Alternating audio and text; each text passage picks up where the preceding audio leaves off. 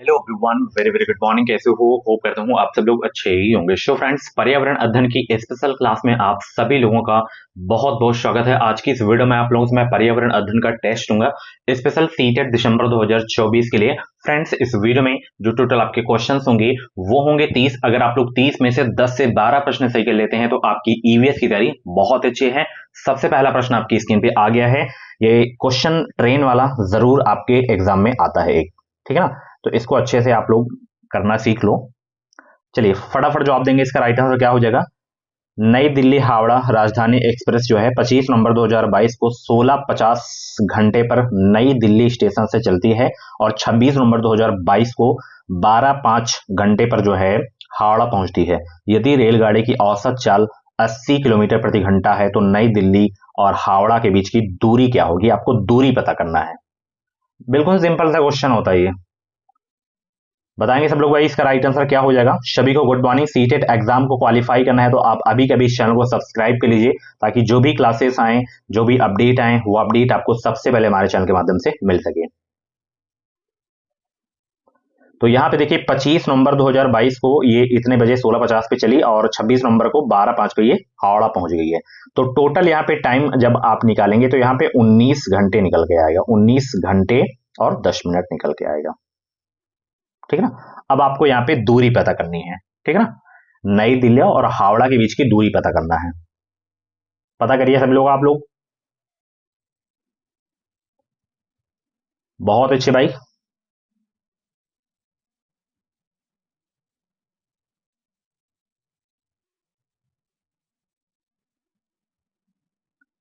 इसको सॉल्व कर लो फटाफट। यहाँ के प्लस हो गया, यहाँ पे 60 हो गया, ठीक है ना? तो जब इसे आप सॉल्व करोगे तो यहाँ पे 115/6 घंटे निकल के आ जाएगा। अब इसको डिवाइड कर दो 115 से 6 में, तो जब आप इसे सॉल्व करोगे तो यहाँ पे 1532 निकल के आएगा, ठीक है ना? आप इसे और भी तरीके से कर सकते हो, तो यहाँ पे ऑप्शन दूसरा वाला आपका बिल्कुल करेक्ट हो जाएगा। नेक्स्ट क्वेश्चन यहाँ पे देख सकते हो। कल्पना कीजिए कि आप एक जो है उद्योग में है या पार्क में है और भूकंप आ गया, तो आप सुरक्षा की जो है कौन सी युक्तियां अपनाएंगे? इमारतों से दूर खुले में रहिए, या निकटतम इमारत में भाग जाइए, या निकटतम वृक्ष के नीचे खड़े हो जाइए, या पार्क से निकलकर भागते हुए निकटतम सड़क पर जाइए। बताइए इसका राइट आंसर क्या होगा। कल्पना कीजिए आप एक उद्योग में हैं, उद्यान में हैं सॉरी, और भूकंप आ गया। आप सुरक्षा की कौन सी युक्तियां अपनाएंगे? इसमें हम इमारतों से दूर खुले में रहेंगे या रहिए। ऑप्शन यहाँ पे आपका जो है पहला वाला बिल्कुल करेक्ट हो जाएगा। चलिए अगला प्रश्न आपकी स्क्रीन पे है। निम्नलिखित में से जो है कला के जो है कौन से रूप में प्राकृतिक रंगों जैसे नील, हल्दी से मिश्रित और जो है पुष्पों के वर्णों एवं पेड़ों की छाल से मिश्रित चावल के रंगीन पेस्ट से चित्रकला करना बनाना निहित है? मधुबनी, बरली, कलमकारी या फुलकारी? बहुत अच्छा प्रश्न है ये। तो ये मधुबनी चित्रकला है। कहाँ है? बिहार में फेमस है ये, ठीक है ना? चलिए, ये क्वेश्चन रिपीट होता है हर वर्ष। ऐसे भोज्य पदार्थों के एक समुच्चय का चयन कीजिए जिन्हें जो है पौधों के समान भाग से जो है प्राप्त किया जाता है। बताइए, ऐसे भोज्य पदार्थों के एक समुच्चय का चयन कीजिए जिन्हें पौधे के समान भाग से प्राप्त किया जाता है। सेब, गन्ना, अदरक, गाजर, हरी मटर, जीरा, चना, गेहूं, या पालक, जीरा, आलू, पत्ता गोभी, या सेब, टमाटर, अदरक, खुबानी? तो वो आपके हैं हरी मटर, जीरा और चना, गेहूं, ठीक है ना? ये क्या है? बीज के रूप में हम प्राप्त करते हैं और भोजन के रूप में। तो ऑप्शन यहाँ पे आपका जो है दूसरा वाला आपका बिल्कुल करेक्ट हो जाएगा। नेक्स्ट क्वेश्चन यहाँ पे देख सकते हो। नीचे जो है घटनाएं दी गई हैं, इनको आपको जो है क्रम में लगाना है। जिससे नदी के जल में अत्यधिक प्रदूषण हो गया है तो सही क्रम इसका क्या होगा? बताइए सब लोग। सभी को गुड मॉर्निंग, सभी को गुड मॉर्निंग। और भी क्लासेस अगर आप लोगों को देखनी है तो आप प्ले लिस्ट में जाके देख सकते हो। प्ले लिस्ट में आपको सारी की सारी क्लासेस मिल जाएंगी। तो यहाँ पे सबसे ये वाला आएगा, जल में हानिकारक रसायन अधिकता में छोड़े गए हैं। और उसके बाद यहाँ पे नदी के जल की गंध, अम्लता और रंग प्रभावित होते हैं। उसके बाद यहाँ पे जो है आपका ये वाला आ जाएगा, जल में जलीय जीवन जीवित नहीं रह सकता और सभी व्यवहारिक उद्देश्यों के लिए नदी मृत हो गई है। तो तीसरा ऑप्शन आपका बिल्कुल करेक्ट हो जाएगा, ठीक है ना? चलिए, निम्नलिखित में से कौन से पौधों का प्रवर्धन बीजों द्वारा होता है? बताइए। गन्ना, आलू, पत्ता गोभी, चावल, गेहूं, ओट्स, आलू, गुलाब, गन्ना, गेहूं, गन्ना, चावल। निम्नलिखित में से जो है कौन से पौधों का प्रवर्धन बीजों द्वारा होता है? तो वो है आपका भाई चावल, गेहूं, ओट्स। ओके, ऑप्शन दूसरा आपका बिल्कुल करेक्ट हो जाएगा। नेक्स्ट क्वेश्चन, निम्नलिखित में से कौन सा भोजन उस राज्य के लोगों का मुख्य भोजन है जहां से जो है पीवी सिंधु संबंध रखती हैं? तो बताइए पीवी सिंधु जो है कहाँ की हैं? वहां का भोजन आपको बताना है, मुख्य भोजन आपको बताना है उस राज्य का। भारतीय बैडमिंटन खिलाड़ी हैं पीवी सिंधु। तो ये तेलंगाना की राजधानी हैदराबाद की रहने वाली हैं और वहां पे इडली, चटनी, सांभर, चावल आदि लोग खाते हैं। ठीक है ना? ऑप्शन पहला वाला आपका बिल्कुल करेक्ट हो जाएगा। चलिए अगला प्रश्न आपकी स्क्रीन पे है। ए की दो बहनें बी और सी हैं। ए का डी पति है, बी और सी की जो है पुत्रियों का डी से क्या संबंध है ये आपको बताना है। ये देखिए ब्लड रिलेशन का भी क्वेश्चन पूछ लिया। ए की दो बहनें हैं, कौन कौन? बी और सी। ए का जो है, ए का डी पति है,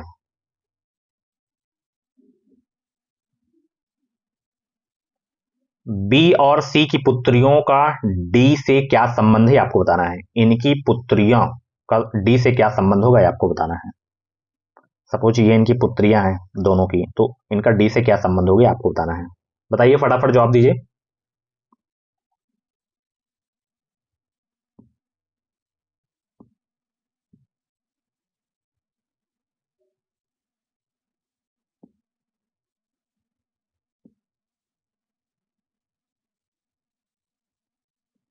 बहुत ही सिंपल सा क्वेश्चन है।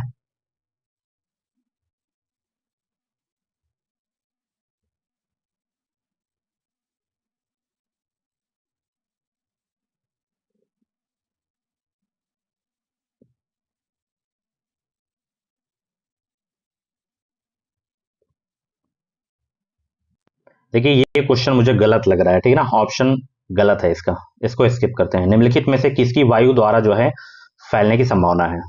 निम्नलिखित में से किसकी जो है वायु द्वारा फैलने की संभावना है?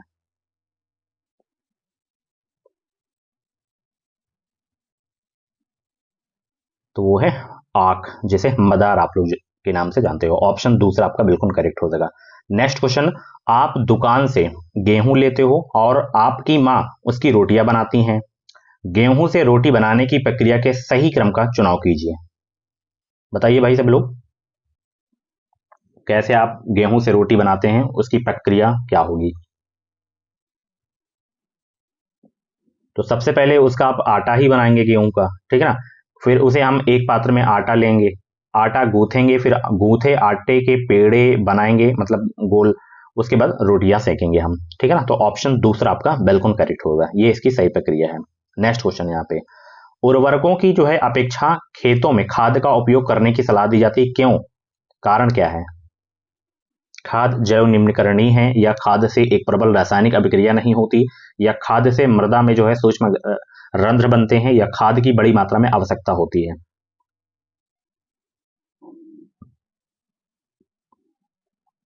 तो खाद जो है जैव निम्नीकरणीय है और खाद में एक प्रबल रासायनिक अभिक्रिया नहीं होती, और खाद से जो है मृदा में सूक्ष्म रंध्र बनते हैं। तो ऑप्शन दूसरा आपका बिल्कुल करेक्ट हो जाएगा। नेक्स्ट क्वेश्चन आपकी स्क्रीन पे है। आप गंगा नदी के किनारे बसे स्थानों का भ्रमण करना चाहते हैं, आप किन स्थानों के समुच्चय का चयन करेंगे आपको बताना है।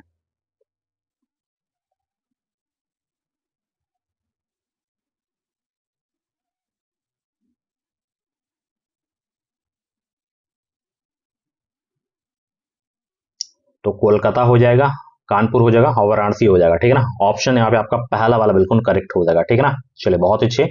अगला प्रश्न आपकी स्क्रीन पे आ गया है, सभी लोग जवाब देने का प्रयास करेंगे। निम्नलिखित में से कौन सा युग्म सही है आपको बताना है।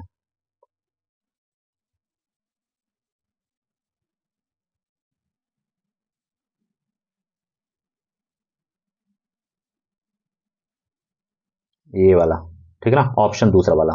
चलिए अगला प्रश्न आपकी स्क्रीन पे आ गया है, सभी लोग जवाब देने का प्रयास करेंगे और ये सारे के सारे आपके पीवाईक्यू हैं, ठीक है ना? निम्नलिखित में से कौन सा जीव जो है सांप, कछुए और गिरगिट का निकटतम संबंधी है?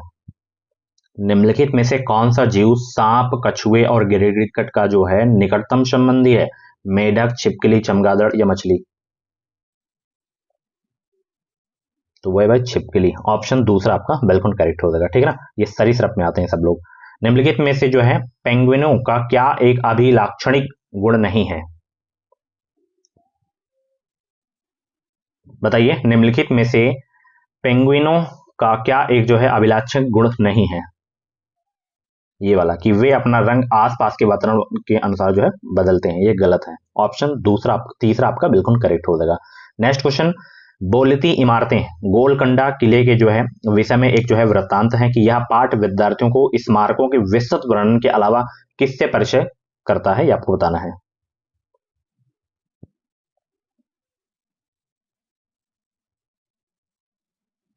तो ये परिचय कराता है भाई तकनीकी अभिकल्पना, जल के उपयोग और पूर्व समय की व्यवस्थाओं से, ठीक है ना।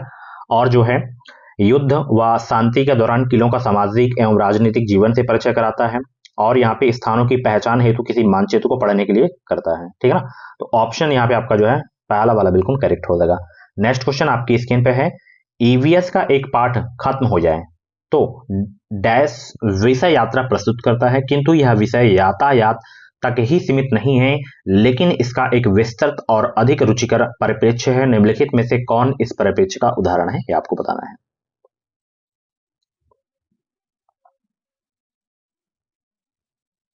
तो ये ऑप्शन तीसरा वाला बिल्कुल करेक्ट हो जाएगा। विद्यार्थियों को हमारे देश के विभिन्न शहरों में और विभिन्न वर्षों में पेट्रोल और डीजल जैसे ईंधनों की दर ज्ञात करनी है। ऑप्शन तीसरा आपका बिल्कुल करेक्ट हो जाएगा। नेक्स्ट क्वेश्चन है, ब्लूम की जो है रूपांतरिक वर्ग की के अनुसार संज्ञानात्मक प्रक्रिया का जो है उच्चतम वर्ग कौन सा है, आपको बताना है। समझ, अनुप्रयोग या सृजन या विश्लेषण? तो वो है आपका सृजन। ऑप्शन तीसरा बिल्कुल करेक्ट हो जाएगा। एक ईवीएस शिक्षण एक विशिष्ट कार्य पर विद्यार्थियों का आकलन करने के लिए उपयोग किए जाने वाले मानदंडों के व्यापक समूह का उपयोग करता है। पोर्टफोलियो द्वारा या उपाख्यानात्मक रिकॉर्ड द्वारा या रूब्रिक द्वारा या संचय रिकॉर्ड द्वारा?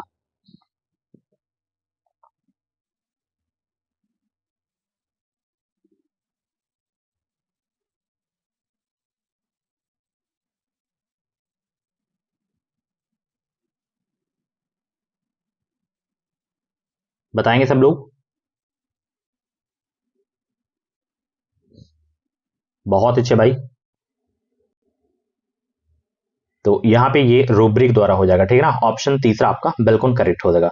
नेक्स्ट क्वेश्चन, आयशा एक कक्षा 5 की जो है ईवीएस शिक्षिका अपने विद्यार्थियों से ग्रामीण एवं शहरी क्षेत्रों के विभिन्न प्रकार के घरों में उनमें प्रयोग की गई सामग्री के प्रकार के आधार पर अंतर स्पष्ट करने को कहती हैं। इस क्रियाकलाप में कौन से कौशलों को प्रोत्साहित किया जा रहा है, आपको बताना है। इसमें अवलोकन, वर्गीकरण, निष्कर्ष निकालना और संप्रेषण करना हो जाएगा। ऑप्शन चौथा वाला बिल्कुल करेक्ट हो जाएगा, ठीक है ना। चलिए, अगला प्रश्न आपकी स्क्रीन पे है, यहाँ पे जवाब देने का प्रयास करेंगे सब लोग। ईवीएस के शिक्षण अधिगम का वह उपागम जो संप्रत्ययी और प्रक्रिया उपागम दोनों का उपयोग करता है, वह है कौन सा? सहयोगात्मक उपागम, समाकलित उपागम या क्रियाकलाप उपागम या जो है व्याख्यान संघ प्रदर्शन?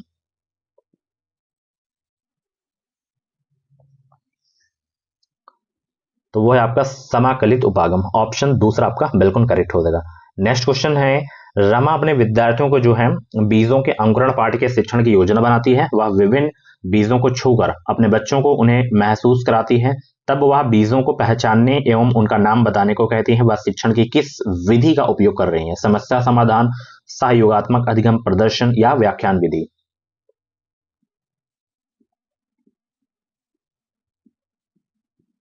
तो यहाँ पे प्रदर्शन आपका हो जाएगा, ठीक है ना। ऑप्शन तीसरा बिल्कुल करेक्ट हो जाएगा। नेक्स्ट क्वेश्चन यहाँ पे देख सकते हो, टीना एक ईवीएस शिक्षिका विद्यार्थियों के आकलन में रिपोर्ट करने के लिए जांच सूची के प्रयोग के लाभ बता रही है। निम्नलिखित में से जो है टीना का कथन कौन सा है, आपको बताना है। जांच सूचियों का प्रयोग आसान है, जांच सूचियों के लिए विस्तृत रिकॉर्ड रखने की आवश्यकता है, जांच सूचियां छात्रों की उपलब्धियों का विवरण देती है, उच्च कक्षाओं में भेजने के लिए जांच सूचियों की व्याख्या करना आसान है।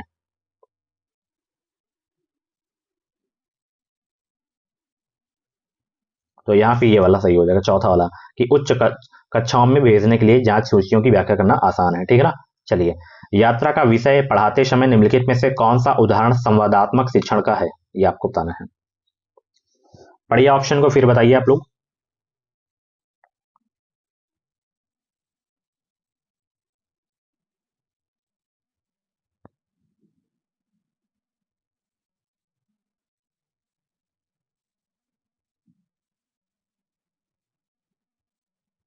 गुड मॉर्निंग भाई।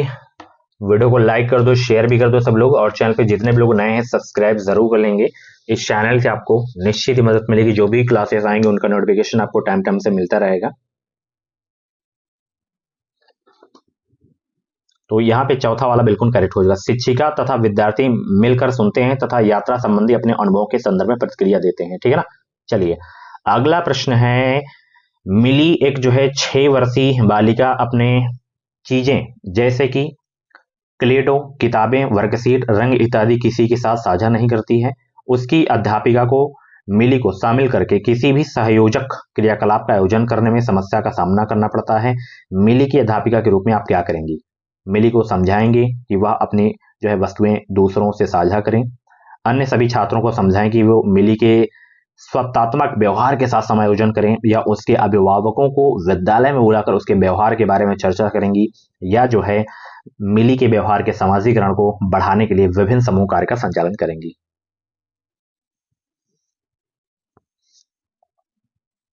ये वाला चौथा वाला बिल्कुल सही हो जाएगा कि मिली के व्यवहार के समाजीकरण को बढ़ाने के लिए विभिन्न समूह कार्य का संचालन करेंगे, ठीक है ना।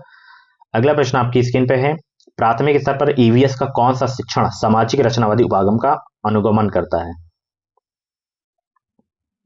15 क्वेश्चन आपके कंटेंट वाले आएंगे, 15 क्वेश्चन आपके पेडागोजी वाले आएंगे। कंटेंट अगर आपका स्ट्रांग रहेगा तो आप पेडागोजी वाले प्रश्न कर लोगे, ठीक है ना। बताइए सब लोग।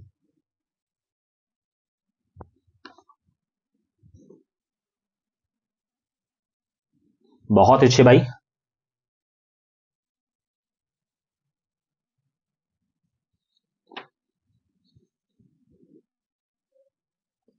तो यहाँ पे ए वाला सही हो जाएगा और सी वाला सही हो जाएगा, तो पहला ऑप्शन बिल्कुल करेक्ट हो जाएगा।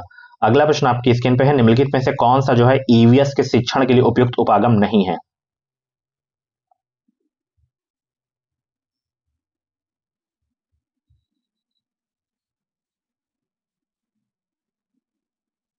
बताइए सब लोग, निम्नलिखित में से कौन सा ईवीएस के शिक्षण के लिए उपयुक्त उपागम नहीं है? तो केवल ये वाला व्याख्यानों द्वारा शिक्षण, ठीक है ना। तो केवल यहाँ पे डी वाला होगा, तो पहला ऑप्शन बिल्कुल करेक्ट हो जाएगा। नेक्स्ट क्वेश्चन आपकी स्क्रीन पे है, यहाँ पे देख सकते हो सभी लोग इसका जवाब देंगे। सीना दृष्टिबाधित है तथा ईवीएस की कक्षाओं में बहुत रुचि लेती है। आप पहाड़ी क्षेत्रों में विद्यार्थियों को क्षेत्र भ्रमण के लिए ले जा रही हैं तथा सीना इस भ्रमण पर जाना चाहती हैं, आप क्या करेंगी ये आपको बताना है।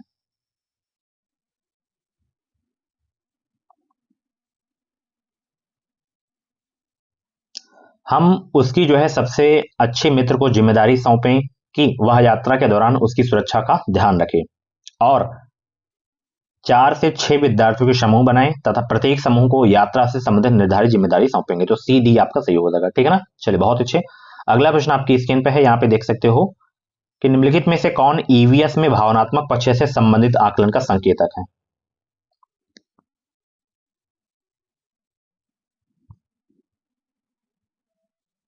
साथ मिलकर काम करना सीखना, ऑप्शन तीसरा। नेक्स्ट क्वेश्चन यहाँ पे देखिए, ईवीएस की कक्षा में जब कोई बच्चा कई अन्वेषी प्रश्न पूछता है तब वह अपने कौन से कौशल को बेहतर नहीं कर रहा है?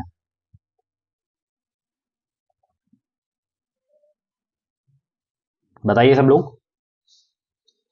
बहुत अच्छे, वीडियो को लाइक कर दो।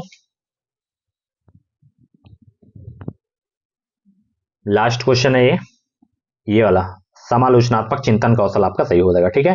सो फ्रेंड्स, ये थी आज की जो है ईवीएस की क्लास। कैसी रही क्लास कमेंट बॉक्स में अपना फीडबैक जरूर देना। 30 में से जितने भी क्वेश्चंस आपके करेक्ट हुए हैं कमेंट बॉक्स में अपना रियल स्कोर जरूर बताना। वीडियो को लाइक कर देना, और भी क्लासेस अगर आप लोगों को चाहिए तो आप प्लेलिस्ट में जाइए, प्लेलिस्ट में आपको सारी की सारी क्लासेस मिल जाएंगी। Thanks for watching.